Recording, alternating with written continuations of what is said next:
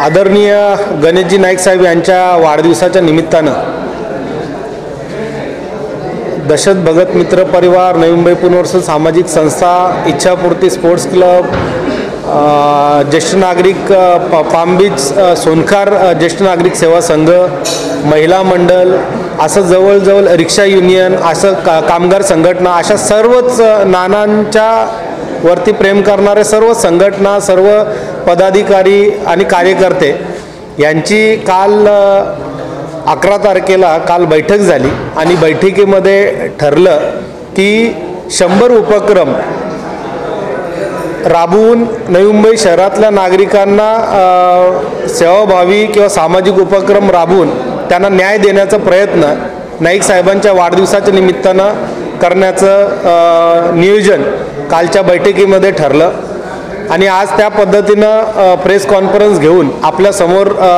त्या कार्यक्रमाची रूपरेषा मांडण्याचा प्रयत्न आज या ठिकाणी होत आहे। जसं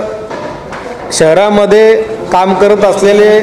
विविध घटक, ज्याच्यामध्ये रिक्षा चालक असतील, मग रिक्षा चालकांमध्ये पण काही महिला आहेत, काही ज्येष्ठ नागरिक आहेत जे आजही आपलं घर चालवण्यासाठी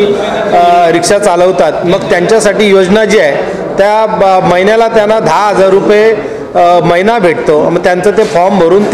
त्यांना ती योजनेचा लाभ कसा मिळेल, त्यासोबतच ज्या महिला आपलं घर चालवण्यासाठी रिक्षा चालवतात त्या महिला रिक्षा चालकांचा सन्मान कसा करता येईल, अशा पद्धतीनं अनेक उपक्रम, ज्याच्यामध्ये स्वच्छता अभियान आहे, वृक्षारोपण आहे, आरोग्य शिबिर आहे, क्रीडा क्षेत्रातल्या लोकांना प्लॅटफॉर्म तयार करून देणं, ज्या आता नव्याने करावके संदर्भात काही लोक जे आपल्या आवड असलेल्या त्या गाण्यांचा लाभ घेण्यासाठी करावके स्पर्धेमध्ये भाग घेतात, अशा लोकांना प्लॅटफॉर्म तयार करून देणं, त्यासोबतच